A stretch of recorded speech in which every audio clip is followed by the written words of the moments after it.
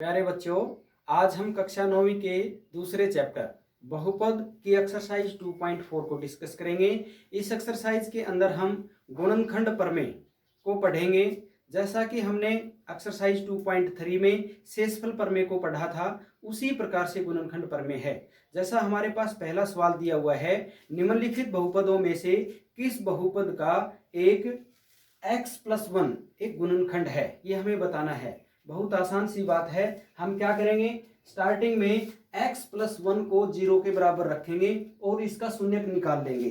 तो जैसा कि मैं करता हूं, x जमा 1 बराबर 0 लेने पर x का मान कितना आ गया, 1 जमा है, इसको दाईं साइड में लेकर के जाएंगे तो घटा 1 हो जाएगा। ये इसका शून्यक आ गया। अब x का जो शून्यक आया, मूल आया x का मान -1, इनको हम इन बहुपदों में रखेंगे। रखने के बाद जिस बहुपद का मान 0 आ जाए तो ये उस बहुपद का गुणनखंड होगा, जिसका मान 0 ना आए उसका गुणनखंड नहीं होगा। जैसे मैं फोर्थ पार्ट को आपके सामने करवाता हूं। हमारे पास फोर्थ पार्ट दिया हुआ है px, बहुपद x में है इसलिए हमने px लिख दिया। ये दिया हुआ है x की power 3 minus x square plus 2√2x plus √2। हम यहाँ पर x के प्लेस पर -1 पुट करेंगे, कितना हो जाएगा, -1 की पावर 3 -1 की पावर 2 -2 प्लस √2। अब यहाँ पर x इसके साथ मल्टीप्लाई में है तो हम -1 लिखेंगे। ये मल्टीप्लाई में अभी नहीं है, ये इसके साथ माइनस में हो गया तो इसको ब्रैकेट में बंद करके लिखेंगे, तब ये मल्टीप्लाई में है। बच्चे यहाँ पर गलती करते हैं, इसलिए हम इसको ठीक से लिखें, इस बात पर ध्यान दें। इज इक्वल टू -1 को 3 टाइम्स मल्टीप्लाई करेंगे तो ये -1 हो जाएगा। -1 को 2 बार गुना करेंगे तो +1 आएगा, लेकिन आगे माइनस निशान है तो ये -1 ही रह जाएगा। अब -1 और फिर आगे माइनस, तो माइनस से माइनस प्लस हो जाएगा। गुना में 2 बार माइनस आता है तो प्लस हो जाता है। तो ये कितना हो जाएगा, +1 हो गया। +1 को अंदर मल्टीप्लाई करेंगे तो ये +2 प्लस √2 हो जाएगा। फिर प्लस √2 एक और हमारे पास था। देखो बच्चों, एक जैसे निशानों की रकम को हम जोड़ देंगे तो क्या करेंगे, -1 -2 हो जाएगा, +2 एज इट इज रहेगा। वर्गमूल की संख्याएं आपस में जुड़ती हैं यदि वर्गमूल के अंदर एक जैसी रकम हो तो। अब यहाँ पर वर्गमूल 2 दोनों जुड़ गए, 2 वर्गमूल का 2 हो गया। इज इक्वल टू यहाँ पर घटा 2 से जमा 2 कट गया, हमारे पास 2 जमा वर्गमूल 2 बच गया। अब हम देखते हैं कि बहुपद में x के स्थान पर -1 रखने पर हमारा मान 2 जमा वर्गमूल 2 आया। ये 0 के बराबर नहीं है, 0 के बराबर नहीं है तो इसका मतलब x जमा 1 इस बहुपद का गुणनखंड भी नहीं है। तो हम लिख देंगे गुणनखंड प्रमेय द्वारा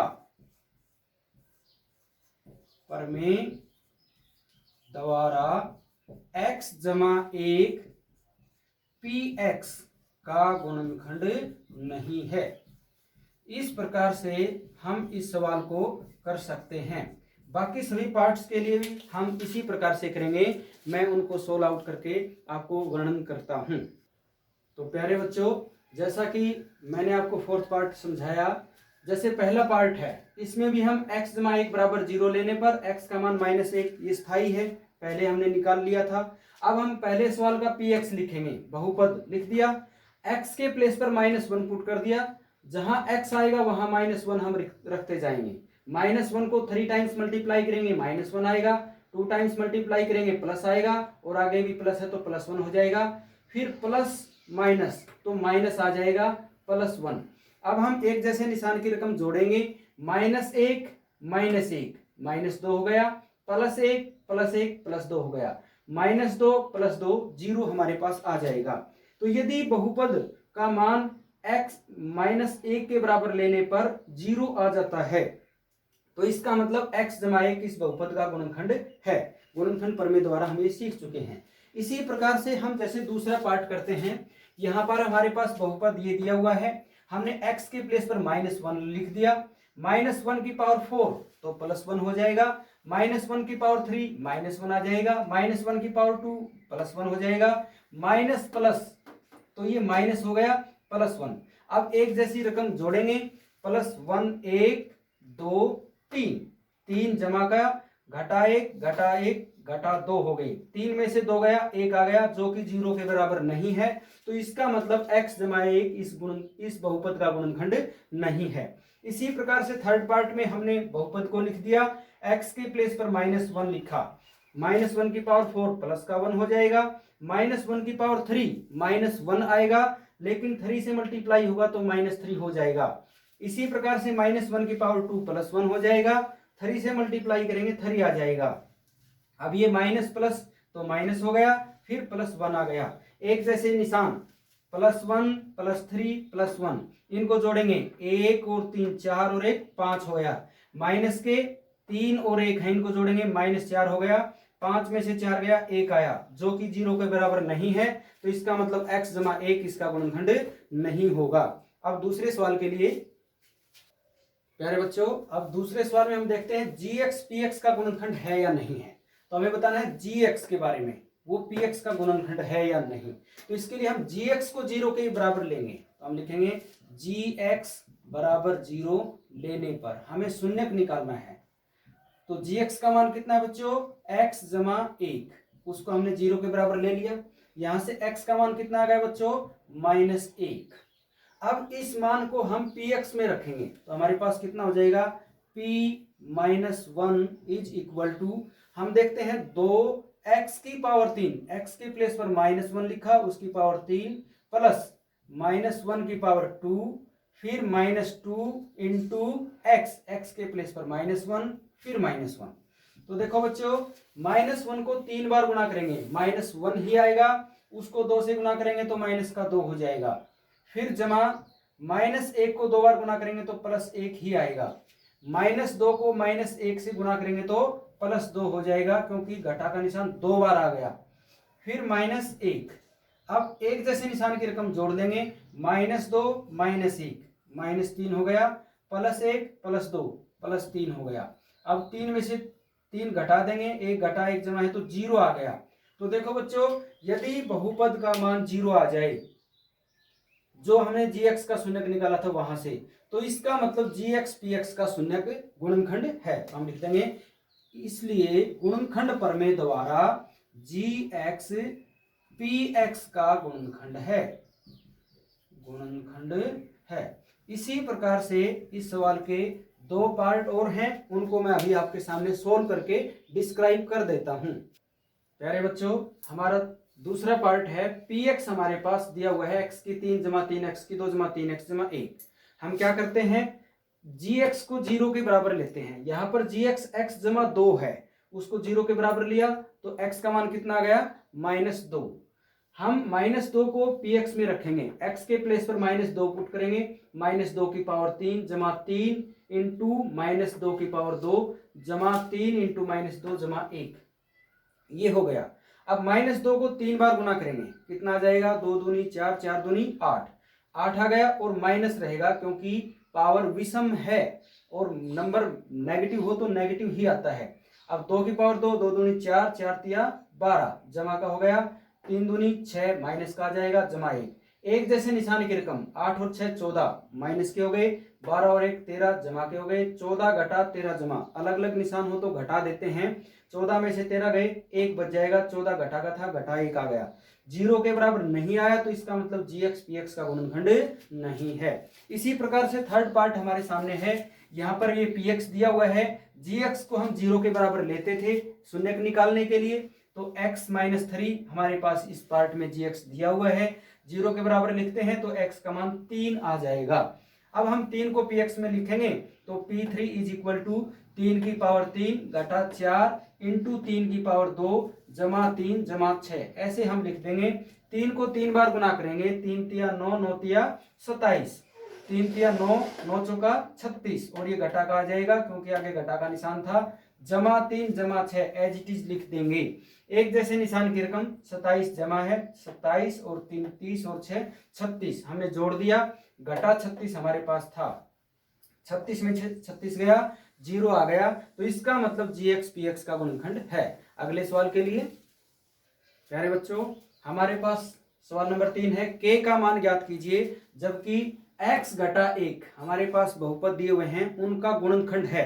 तो यदि ये गुणनखंड है इसका, अब हम यहां से शून्यक निकालेंगे, जो x का मान आएगा उसको px में रखेंगे तो px 0 के बराबर हो जाएगा। हम फिर k का मान निकाल सकते हैं। जैसे मैं पहले पार्ट को सोल्व करता हूं, तो x घटा 1 0 के बराबर लेने पर, क्योंकि शून्यक निकालना है तो 0 के बराबर लेंगे। x का मान कितना आ गया बच्चों? 1। अब ये एक यदि हम px में रखते हैं तो हमारे पास कितना हो जाएगा? p1। तो ये 0 के बराबर होगा। क्यों? क्योंकि x घटा 1 इसका गुणनखंड है, ये हमारे पास दिया हुआ है।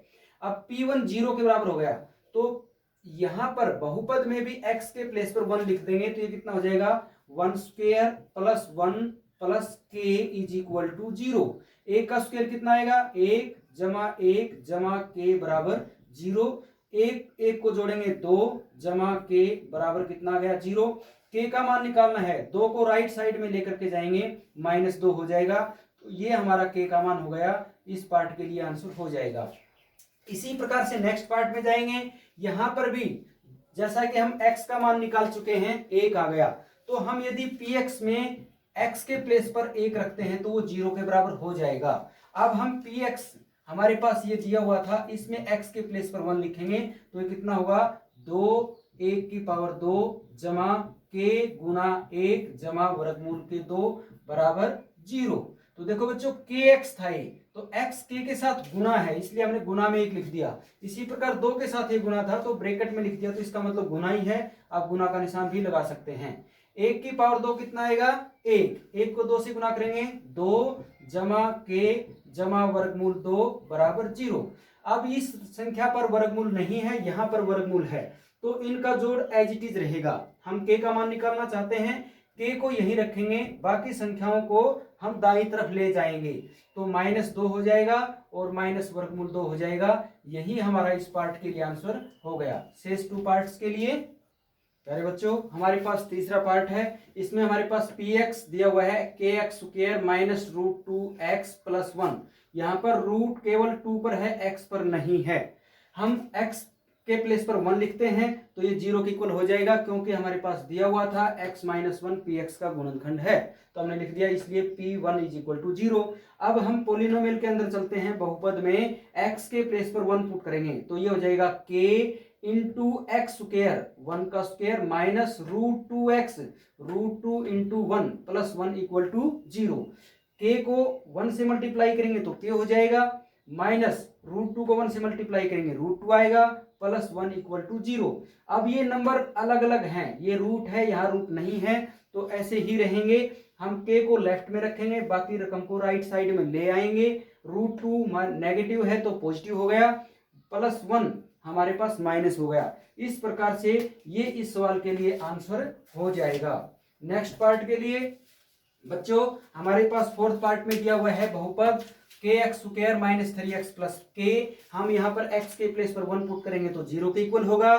तो हमने क्या किया, हमने x के प्लेस पर इस बहुपद में 1 पुट कर दिया, k 1 square minus 3 into 1 plus k equal to 0, ये हो गया। अब 1 को 2 बार गुना करेंगे 1 ही आएगा, 1 को k से गुना करेंगे k हो जाएगा, -3 को 1 से मल्टीप्लाई करेंगे -3 आएगा, plus k equal to 0। k जमा k 2k हो गए, -3 को हम उधर ले जाएंगे +3 हो गया। k का मान निकालना था तो 2 को भी उधर ले जाएंगे, भाग में आ जाएगा। तो इस प्रकार से हमने 3 पार्ट इस क्वेश्चन के कर लिए हैं। अगले 2 सवाल और हम अगले वीडियो में देखेंगे। आप इस चैनल को अभी तक सब्सक्राइब नहीं किया है तो सब्सक्राइब जरूर करें। वीडियो को